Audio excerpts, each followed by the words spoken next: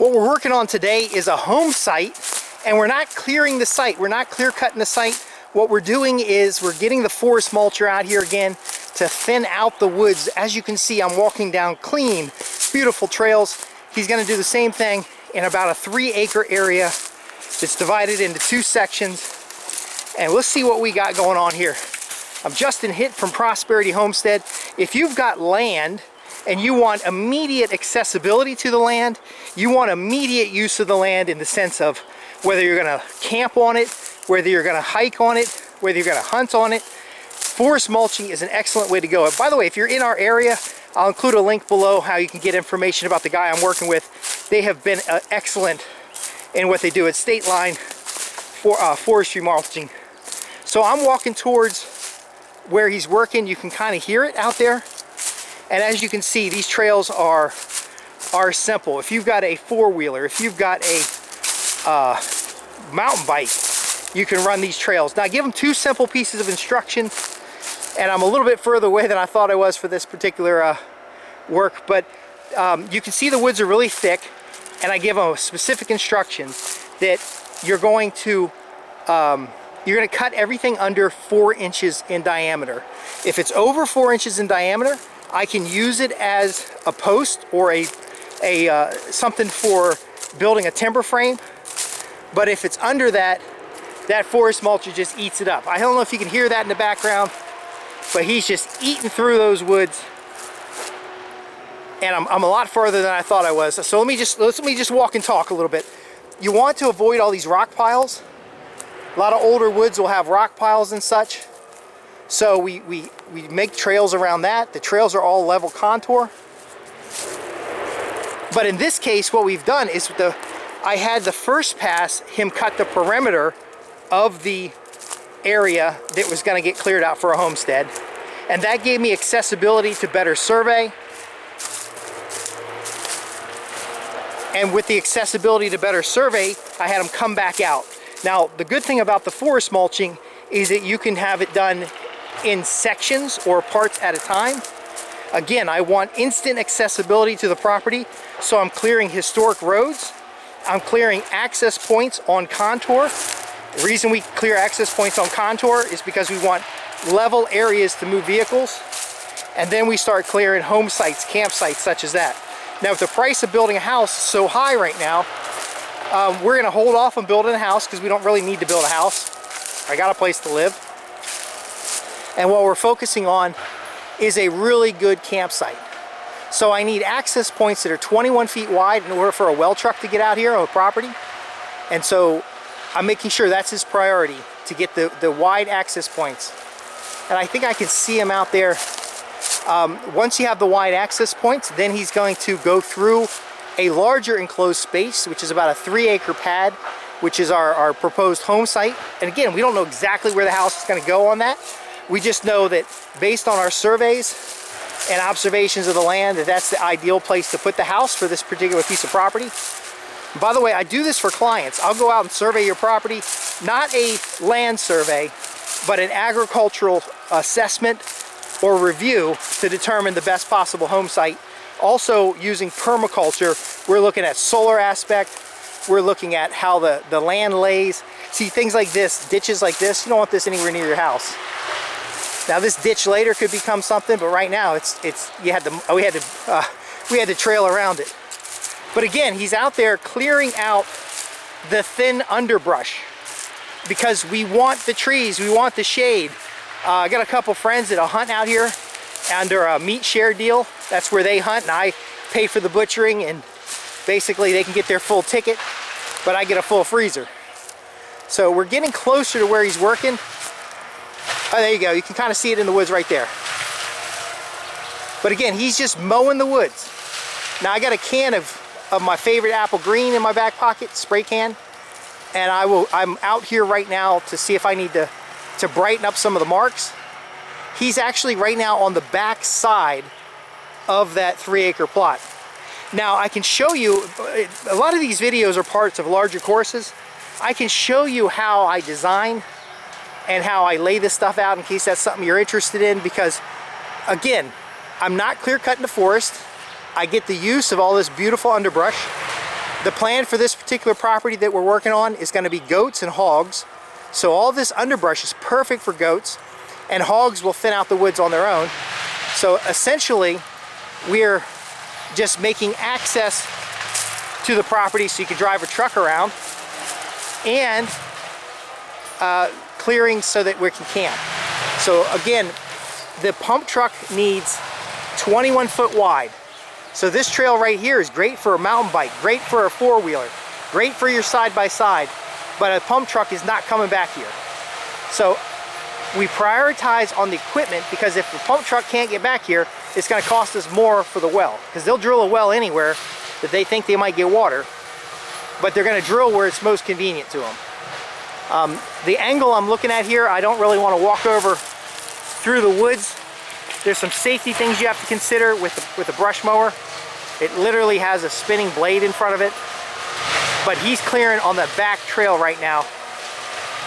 Another factor that we've got is we want to get use out of the land immediately. So trails like this beat walking through woods like that. Can you see how being able to get around your land gives you a better idea of what's going on with your land? Now the trails will have branches that fall over them, but we essentially are going to cut an unlimited amount of firewood off of this land, and for camping purposes we've got a lot of rough brush. Now let's get back to those instructions that I give the forest mulcher. First off, don't cut anything bigger than 4 inches. If there's a tree in your way that's 4 inches or bigger, you just go around it, and you can go around it sloppy. We're not worried about being nice and neat, we're worried about getting clear access through the woods. So you can see the brush in pieces here, that's fine. I can cut that up with a handsaw or a chainsaw and turn that into firewood, and many hours of enjoyment and fun with the family. But here we are, we're getting close to where he's working.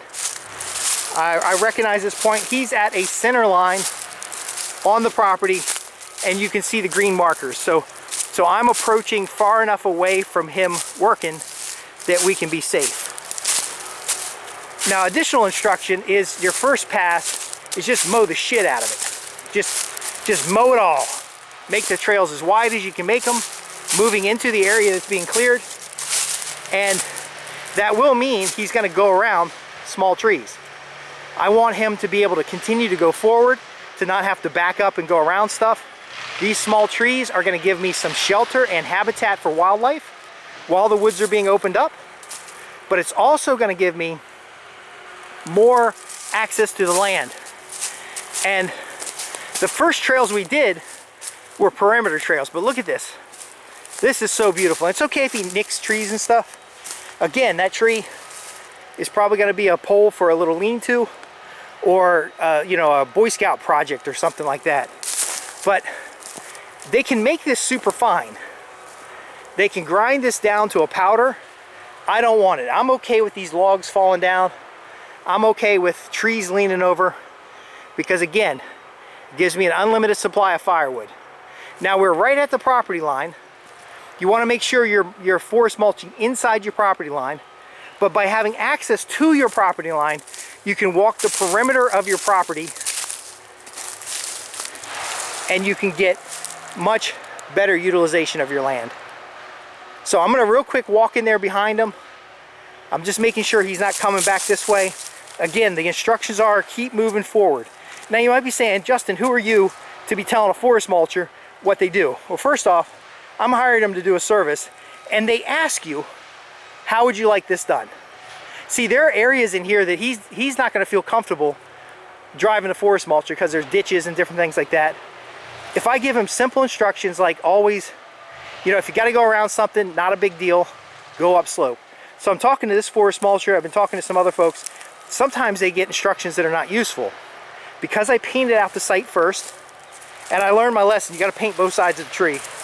So because I painted out the site first, and then gave him simple instructions that I like to keep the larger trees, he knows what to do. He's able to go in quickly and do what he needs to do, and it's a more enjoyable job for the both of us. So see how he's kind of worked around these trees? I said, look, if you got to back up, just go ahead and plow over the tree and just leave it there. Don't worry about shredding it up. If you're in a position, see, he's backing up right now to shred a little bit more. but essentially he's also getting back on track. I think we're going right in the sun there. But my point being, see that tree knocked over here?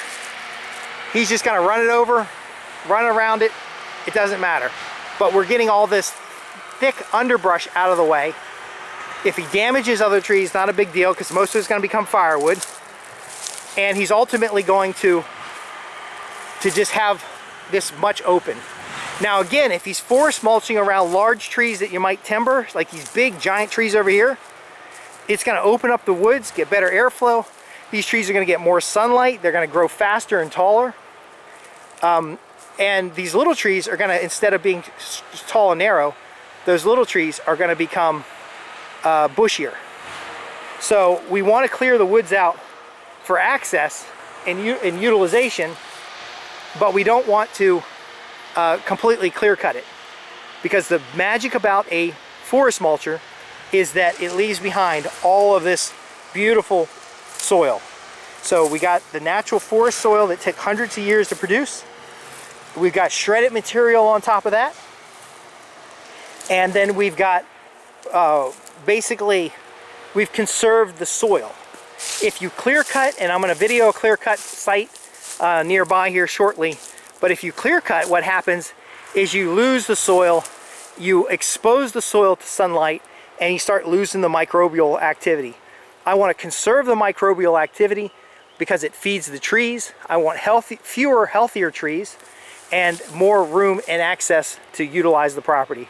So since I'm walking into the sun that way, I'm going to get a different angle. So make sure you like and subscribe.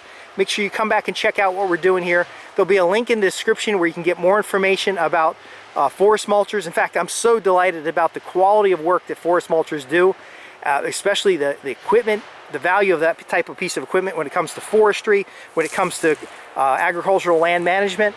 That I actually have been compiling a list of the forest mulchers in my region that can help you out. So again, if you contact us at the link below, we'll get you all the information you need. I'm Justin Hitt with Prosperity Homestead, and be sure to check out the other videos. I'll get a better angle of the forest mulcher, and I hope this has been valuable to you.